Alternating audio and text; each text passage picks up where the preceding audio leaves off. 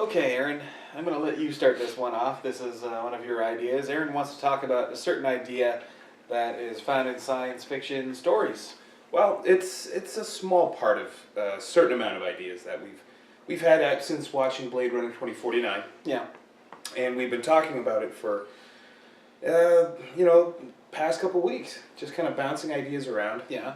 And it's an idea in pop culture fiction, and the idea of artificial intelligence and what does it mean, how does it develop, and there's one subject that I always thought was very interesting in the movie that was brought up but kind of glossed over pretty quickly. Was again, this is kind of spoilery territory for Blade Runner, but there's that scene where Kay's Ryan Gosling's character's girlfriend is an artificial intelligence.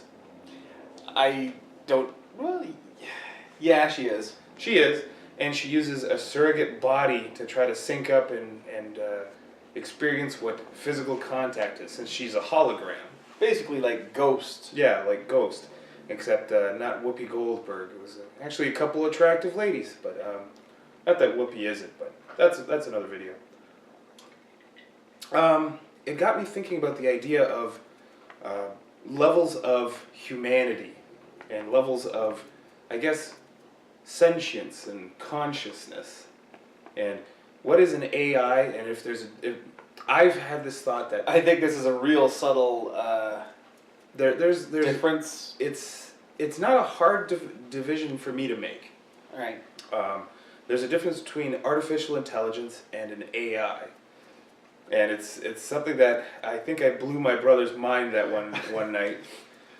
You kind of blew it with well, AI stands for artificial intelligence, but I get where you're coming from these days. Yeah. Yeah, and AI to me is an example would be like Hal from 2001. Right. Is an AI. He's, I guess, to an extent, a very big extent, he's reliant on human-designed machines and programming in order for him to exist. Right. Right. Whereas artificial intelligence is somebody that has a greater grasp of self-determination. They want to break out. Yeah, the self-determination, the ability to expand their own horizons. Okay. And I found that balance was actually very, very, not poignant, I'm trying to think of the word, but it was put on display in Blade Runner, and almost no time was dedicated to the strangeness of it. Was his girlfriend was a hologram who lives in a little flash drive that he carries around, and him being a replicant, for all intents and purposes, a human man. Bleeds, has to eat, or I'm not sure if he has to eat, but he pretty much lives a human life. He has a job. Yeah. He has to have a place to live and sleep, but that distinction, they had bigger fish to fry, so it kind of got glossed over. It got me thinking about concepts of artificial intelligence, and certain characters that have come up in our past of all the movies we've watched, and what do they kind of mean to you? Like, Data is probably the biggest example between the two of us. Yeah, probably. It was the time, the original Blade Runner. I'm not sure if you were born. No, it came out. Or actually, yeah, I was. It came out in '84. I was a year old. I was still too young to really understand it. So Data was the first real android that. A serious android. Like, you have androids in cartoons and stuff. But serious android. He was the first one that we were exposed to, and for the longest time, he was thought to be one of the most advanced things of all time. Yeah, in terms of the calculations per minute, it's funny because they were spouting off these numbers like 16 million calculations per second. It's like we have computers that do that right now, and they're commercially used products. Like, you can go to the store and buy a good computer that does that. Well, also it's kind of weird to see how far we've come, in entertainment. Yeah. Data was seen as very advanced in The Next Generation. But within Star Trek, just a few years later, we have someone like the Doctor, Yeah. who was a holographic individual who's way more advanced than Way Data. more advanced. It can actually touch things because he's not like a pure hologram. He's photonic. He's photonic, yeah. But even Data's older brother, Lore, could be seen as more advanced than Data. Yeah, the integrated emotion chip and the idea that he can learn from mistakes or make mistakes. There's a cognizant element in Lore that makes him, I guess, advanced in the way that Dr. Noonien Suno always wanted, was to create a human. Right, right. So these kind of subjects are interesting because it's like we're seeing the pinnacle now. That's one thing you were saying is Yeah, it's like actually what you see in Star Trek with Lore and Data, it's actually very crude yeah when you compare it to say like a show that you've never seen. yeah The, Westworld. Westworld, the hosts in Westworld are extremely advanced. The replicants have always been more advanced than Data. Yeah Stuff like that. It really the bar has been shifted a lot in recent years. Like I really think that Tyrell from the first Blade Runner movie was actually the best cyberneticist of all time in science fiction. in a lot of ways, yeah. You know.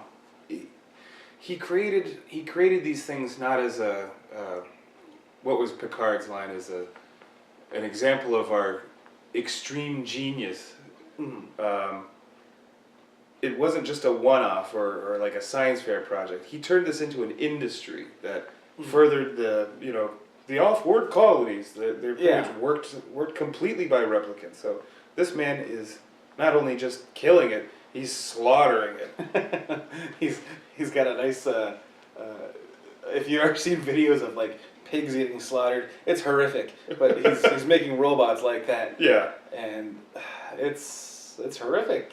and it's Tyrell always kind of gave me this vibe as a man that knew how to get what he wanted, and he also realized how volatile his creations were, because that's why they instituted the 4-year lifespan, is because they will learn too much, and they will learn very fast, and that's when they start becoming dangerous or unstable. But that's kind of a safeguard built in, just saying, hey, these things That's why are they have really Blade good. Runner units. Yeah, Blade Runner units, just in case something goes wrong in those 4 years. But yeah, he says these things are really good. we need a dedicated force to try to keep them in check. Yeah. So yeah, Tyrell's replicants are peak AI in my mind. I can't think of too many other examples that even come close. The hosts in Westworld. Yeah, I still have to see that. I'm Yeah. going to give a dedicated couple weeks and really just hammer that down. But like you look at all the other iterations of an android, like Arnold Schwarzenegger in The Terminator. Yeah. Very, very crude. Or C-3PO. Who is C-3PO. surprisingly advanced. He's more advanced than Data. I'd say. Maybe. For sure, not a physical threat. Stop. I can see C-3PO just tuning a guy up. Please. please. But there's an awareness to C-3PO that is. Well, we know he can experience fear. Yeah, that's Guy's like scared his all the hallmark. time. Yeah. But Data is confusing in a lot of ways to me. Oh, here's something we haven't even thought of. Where does Bender fit? Bender? Jeez. It's cartoon. It's a cartoon, but it not takes real, itself but- seriously enough at times. Yeah. There was that episode where it showed where Bender was born, essentially, like where he was manufactured as cute little Bender Jr. Ended up being Hermes was his caretaker, and that was very touching. But Bender, he's C-3PO level, I'd say. He's socially aware. He knows what's hip and what's in. So, he's got a thought process up there that is above Data, who seems mystified by everything, including tap dance. But there's stratified levels of artificial intelligence. And you always have to go back to like the question of are these people alive? Yeah. Like, they had a whole episode on The Next Generation where Data was on trial for, is he property of Starfleet because he's a tool, or is he his own person because he's alive? Yeah. And boy, that's I'm probably, not sure in his case. Okay, I'm going to take a dark view Yeah. on this. Is I think he probably is property because, and his name gives it away. In the first episode, when you meet Data, he says, "I'm designed to emulate human emotions." Okay, that's why they call him Data. He takes all the information and he draws a conclusion. Mm-hmm.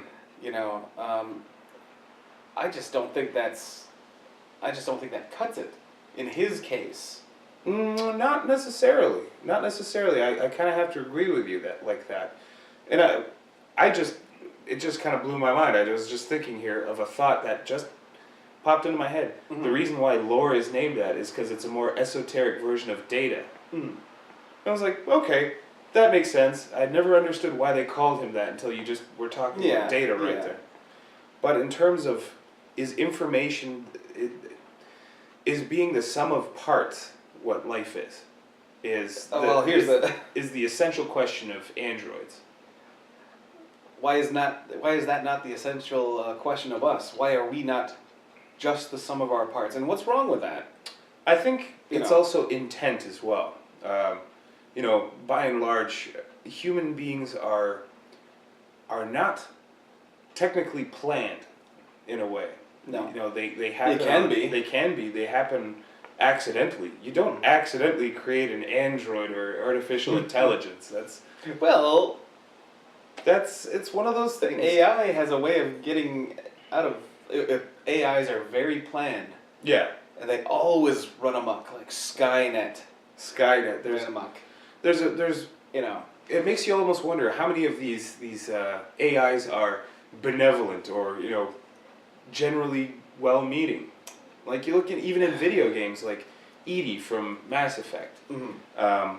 You look at the Vex.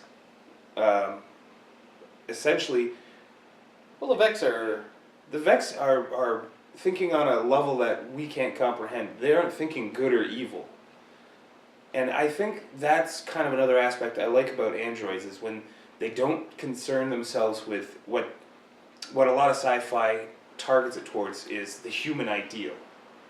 And because a lot of the time the creators tend to try to create artificial intelligence to fill a gap or something missing in their lives. Either their child died, so they made a robot child to replace them. The human ideal, I think, is what gets in the way of a lot of good AI characters. And I think that's Data's problem, is because he was designed to be human, he has to be human in my mind. I kind of think it's... My one knock with Star Trek is... You're right, the humanity of a character is often seen as like a really high virtue. Yeah. But why? It's like we all know Earth's history. We've done terrible things to each other. Yeah. Throughout time, and why would that be a thing? Why would humanity put itself there?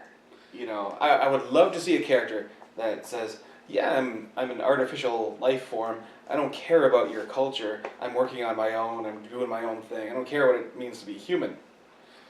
There's been examples of that in the past, but as soon as they start exhibiting signs that go against that, they kind of rein them in, like 7 of 9.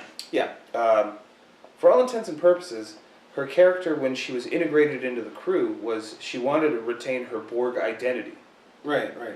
She was proud of the regimented organization and the structure of thought process and not needing to sleep, only regenerate for 2 hours a night. Mm-hmm. It made her special and different, And she fought the captain on that on more than one occasion. Like, they wanted to remove her cybernetic implants and stuff like that. And he said, well, if you do that, suddenly I'm going to have to be going to the doctor 3 times a week, basically for kidney dialysis. Yeah. You're going to make my life worse because you want to take away my individuality and my decision to be a Borg. Mm. And she's right. That's who she is. Yeah. But Janeway struggled long and hard with the idea that the human ideal isn't what everyone wants. Yeah. She spent more time in her life as a Borg than she did as a human. Mm. So why wouldn't she think that way? It shook Janeway. Well, I this is going off on a tangent here. She's actually kind of a controversial captain in my eyes. Yes, very. Because we haven't got to it yet in our Star Trek reviews, but there's this one episode where during some transporter accident, Tuvok and Neelix were combined into Tuvix. Tuvix or Okay, that's the worst. You hate the guy. I hate that. What? Tuvok and Neelix. He was his own person. He was his own person. And she killed him. Killed him. Forced Tuvix to enter the transporter again to be split apart back into the constituents. Yeah. And that's dark. Like, it wasn't like they intended to... the whole thing was an accident. Yeah. Right. And, okay, this is what really bothers me sometimes. Is, like, there's a certain theme in Star Trek where you'd have to say it was God's will that this happened. Yeah. Like what Geordie LaForge, he was born blind. They could have fixed it, but no, it's the roll of the dice, it's the hand of God, whatever you want to call it. They let him live with blindness, and sure, they gave him a visor, but that could have been fixed. Well, eventually it was. Like in the end couple movies, he did have cybernetic implants. But this was... But yeah, the hand of God, the act of God, or the divine chance, you know. There's in a world, especially that of Star Trek's universe, the idea that you would let somebody suffer like that goes against a lot of the ideals that the show stood for. It's an interesting hook, a good visual, but is it Star Trek at its core? I think it's cruel. I think it's very cruel. But then there's other contrasting elements to that as well. Like there was you remember the episode where the Doctor had to make a decision between saving a random crew member or I think it was Harry. Yeah. And in a split second, he chose Harry. Why? Because he was his friend.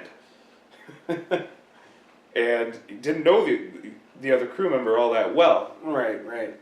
And he got stuck in a loop. He was malfunctioning, and the whole episode ended with him saying the choices over and over again. And the captain sitting there reading a book in a chair, acting as a sounding board. To me, that's cruel. He pretty much said, just wipe my memory. Reset me to like 2 weeks before that, and I'll be fine. And don't ever bring this stuff up again. But they wouldn't do that. They'd rather let him suffer. Why? As cruel as it is, they believe he's alive. They believe over the course of time he would come to terms with it, which he did eventually, I guess. I guess by the next episode. Yeah, by the next episode, next Thursday night at 8 on the UPN. See, that's the thing. Like, I used to be real hardline about, this thing is not alive because it's not a biological thing. In recent years, I've really changed my mind about that, and I'm starting to wonder what's so special about biological life anyway. Like, I was playing Mass Effect 3, and there's this one moment where I think it was Dr. Solus Morden. Yeah, Morden Solus. Morden Solus. Was saying that why can't the Geth be alive? They're showing growth, they're showing development, and that really actually kind of stuck with me because I think it's fair. I think, well, it goes back to that episode of Star Trek. The episode with Picard and Data on trial is like the criteria for life is consciousness. And it says like, well, intelligence. Well, he's very intelligent. Consciousness, yes, he's taking part in a hearing, that whole scene. If he meets the what was the third one? It had something to do with like I can't remember off the top of my head. It was like had something to do with the nature of a soul. He goes, that's not for us to decide, but I can't curtail this guy's ability to explore that question on his own. He seems to believe it. He seems to want to try to figure it out. Give him the chance. We can't say he's property without giving him the time to see if he can figure it out. We get into dangerous things like when it comes to anthropomorphizing things. Yes. Because Data is basically a computer. But the thing is he was built with anthropomorphizing in mind. You have to take that away. No. I think you do. Because if he looked like a robot, like the old, didn't look as human. Let's make him look like a computer, like a tower, like a monolith. Yeah. So essentially, we're dealing with deep blue. Mm-hmm. If you take that away, I think you remove a lot of his ability.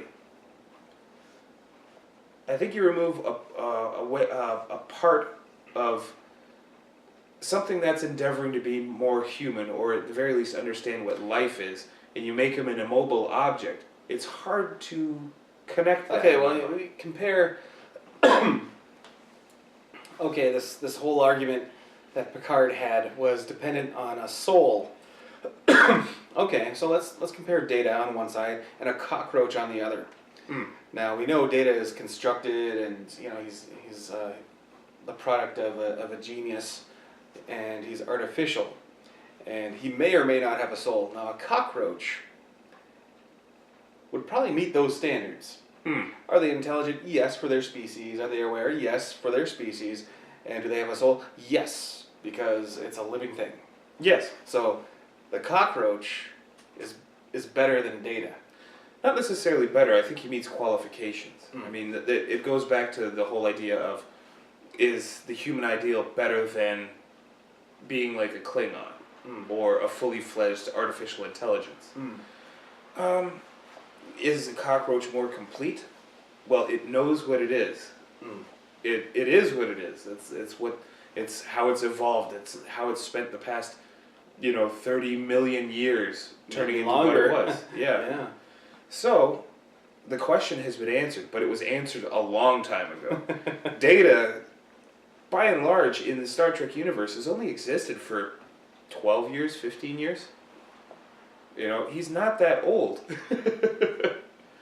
He was deactivated for a while, and he was in parts, but then, his father built him, so he's really he breezed through Starfleet Academy in 2 years, which usually takes about 7 or 8.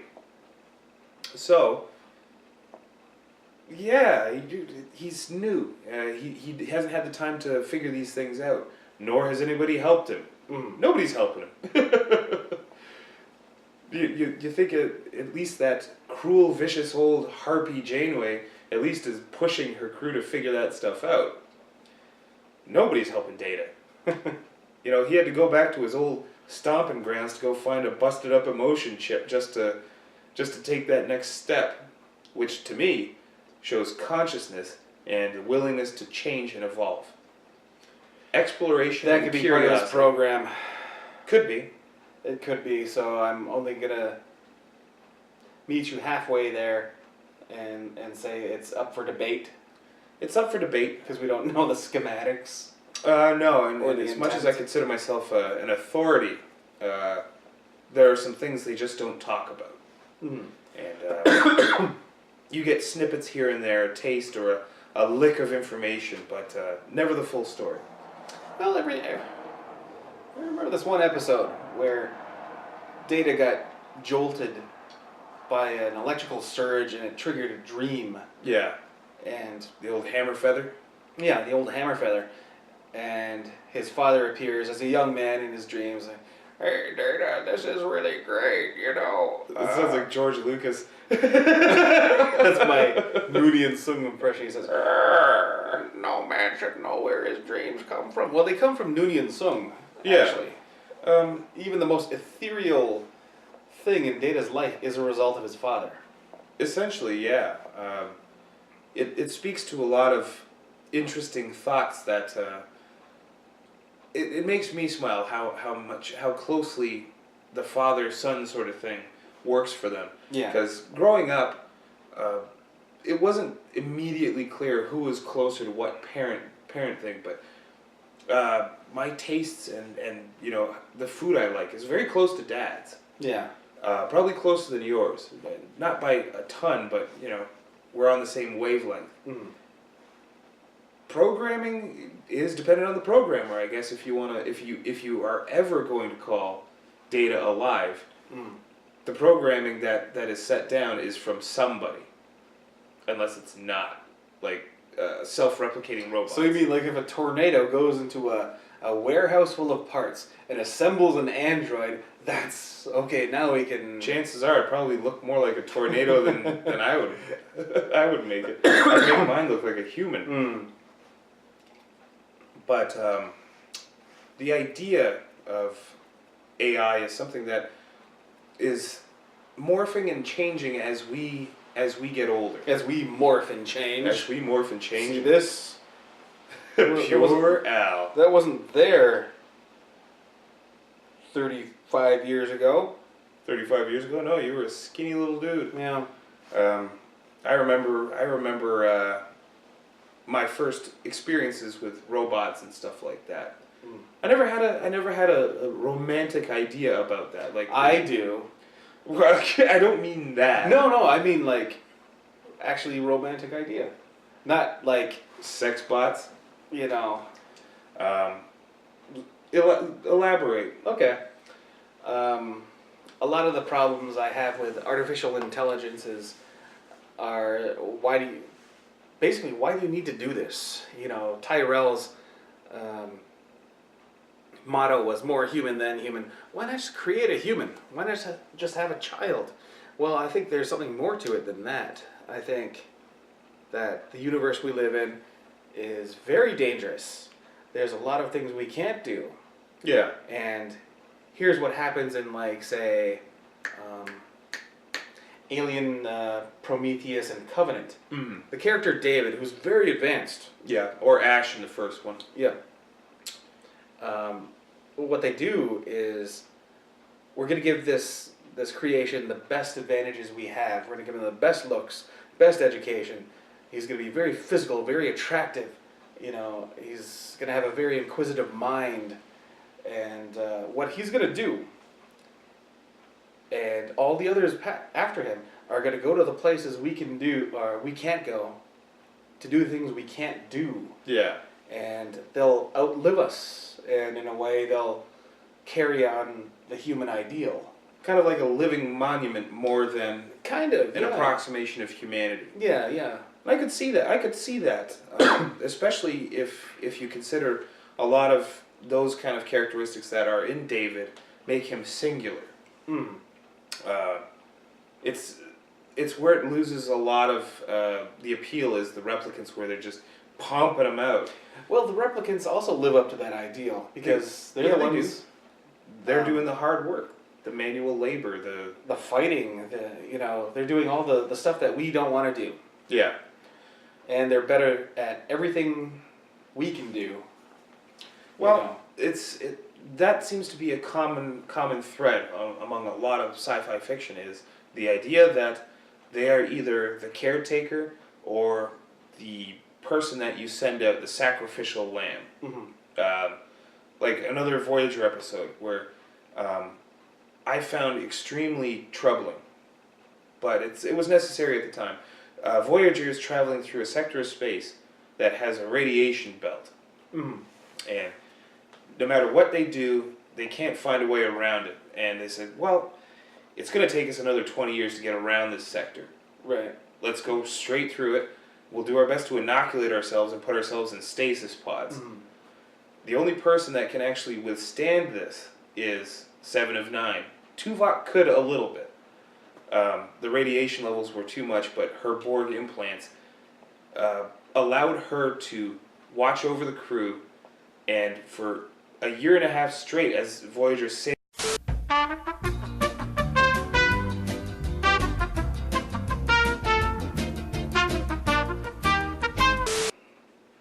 And we just ran out of clip. Yeah, ran out of clip. No, just filled up the old SD card. So Yeah. as I was babbling on about 7 of 9, Yeah.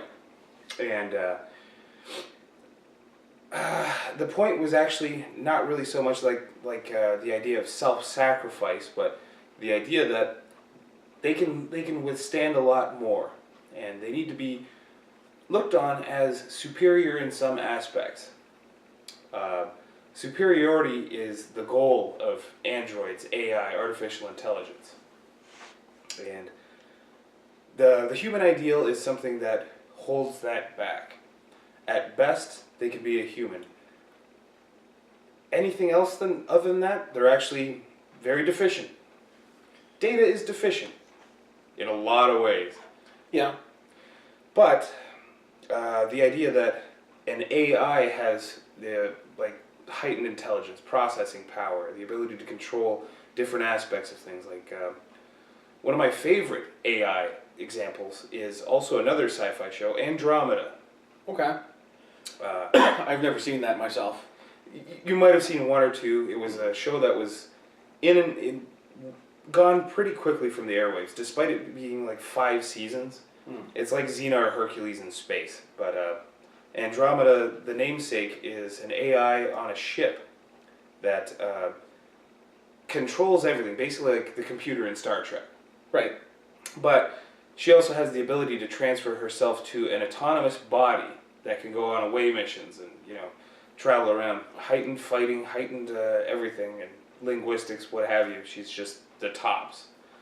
That is probably my favorite AI. Mainly because she has the ability to do everything.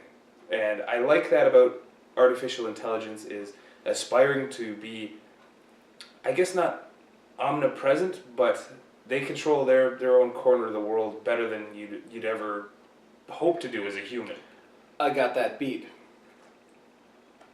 Who do you got? The USS Enterprise. The computer itself. Okay, so here's what happens. And it's an episode that you can't recall, but I've seen a few times. It's a next-gen episode where one day the computer cannot be controlled by any of the consoles on the ship. And they're heading off in a direction, and they don't know why, but something's going on in the holodeck, which is a representation of the computer that runs the Enterprise. It's coalesced itself. Yeah, it's coalesced itself on the holodeck in a train. Mm-hmm. And when the crew gets there, there's all these characters running around. You have a knight, you have a gunfighter, you have, stuff like that. Mm-hmm. We're going to New Vertiform City, and throughout the episode, the objective changes. There's nothing really the crew can do except they're at the mercy of this. They're at the mercy of the Enterprise. And it's going around to different phenomena and collecting particles and stuff like that. But what it's doing is it's actually having a baby in the cargo bay. And they're down there, they're looking at this thing, and it just looks like colored PVC pipe. Yeah. But they say, something strange is going on here, Captain. What do we do? And they don't know. And at the end of the episode, the cargo bay door raises up, and the thing flies out. Yeah. This thing that was created by the Enterprise flies out. No one heard from it ever since. Yeah, well, I know it was never referenced, so I wouldn't have touched it. But to be fair, there's not much that slips by me. But that episode was in season 7 of Next Generation, mm-hmm. and I'd already kind of checked out of it because Deep Space Nine was on. Yeah, that was the new thing, so I was following that. So there's the back half of season 7 that is still foggy for me. I don't even really recall how Next Generation ends. But It ends with a Q continuum. Well, Picard on trial, basically, with Q again, saying the trial never ends. And okay, here we go. You got me. Here we go. Yeah, pretty well. No, but the idea of the Enterprise as a self-replicating intelligence is interesting. You know, that's always been a concept. Is in sci-fi is the trope that robots cannot create babies. You know, that's their thing. That's the whole thing. Is like we just saw a movie last time Blade Runner 2049. And that exact thing happened. And an AI also created life. I'll call it life because we don't know what that is. Yeah. In 2049, what's in that cell? Is it mostly human? Is it mostly replicant? We don't know. But it did age. It did age. There's always talk about. There were models of replicants that did age, and they were designed to show progression in age because, it's just what things do. Mm-hmm. But it's the question that a lot of people have been dancing around for a long time. At least Blade Runner 2049 asked it open. It took a real stand. It took a stand and it said, "Yes, this is our answer. This is what we want to tell. This is our story. We're not going to leave it up to the viewer or the imagination for debate." And I think it was the right choice. I think it's the right choice because it has to be. Because there's gonna be more than us as human beings. I don't think we're gonna be around forever. Oh no. And I'd like to think something of us could be. Yeah. That's where I always like the idea of artificial intelligence as like the pinnacle or the creation of genius, and it represents our innovation, our thought processes, and self-reflection almost in a way. Yeah. Like how we look at ourselves as what we are giving to this possible new life form. And I like how we both found examples where a single intelligence has done it, and a collective intelligence has also created something else, the next stage. I find that incredibly fascinating. I do too. I like it because it's a subject that, when you first bring it up, it seems so black and white, and there are so many layers of depth and strange takes you can have on the subject that even this discussion we're having right now. What essentially we had kind of talked about having a 10-minute discussion with heavy references to Blade Runner turns into like a half-hour kind of marathon of spanning pretty much everything we've seen. Yeah. Because and we've seen everything under this sun. And some other suns, maybe. Maybe. Under all the stars, we've amassed all the knowledge of the universe. But the idea of AI is something that will change, and we have Westworld coming out next year again. Yep. For season 2. In a short week, we have the Blu-ray coming out. Yeah, and I expect you to get into that. I'm getting in because you know what? It didn't catch on with me, but if I want to have more discussions like this, I have to do more than nothing to keep up with it. I have to do something other than beat my heart and breathe and blink. Sit in my chair and poop. So that's on the plate.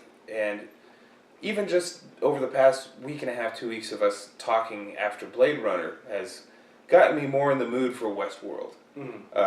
I'm not a big fan of westerns. That's my only thing that I think really kind of turned me off of it, is the visual of it. Okay, it's a big part. It almost doesn't matter. You could set the whole thing in samurai times. Yeah. You could set it in my times, which were right now. But who cares? It always reminded me, like when I was watching it, the western parts, like when you first get introduced to the park. It reminded me of an old game called Mad Dog McCree. Oh, that was so unfair. It was so unfair. It was the worst game ever. But gunshot from a hay barrel. yeah, all you see is gun smoke come out from a hay barrel. It's like, You I can couldn't see see that. No. It was like 3 Fair. pixels. Anyhow, that's besides the point. Yeah. Yeah, the fiction of AI is always changing. And for a while there, It was stagnant. it was stagnant and wasn't challenged. No. And now it's coming back again. Hmm. And it took one of the original heavy hitters having a sequel in order to kind of cap off this kind of renaissance of AI. Hmm. So, when I look back, I was really glad to have seen 2049 because it reinvigorated my desire to go back and learn about these concepts or think about them, muse on them. That's the real difference between you and me. I never go back to the carpet store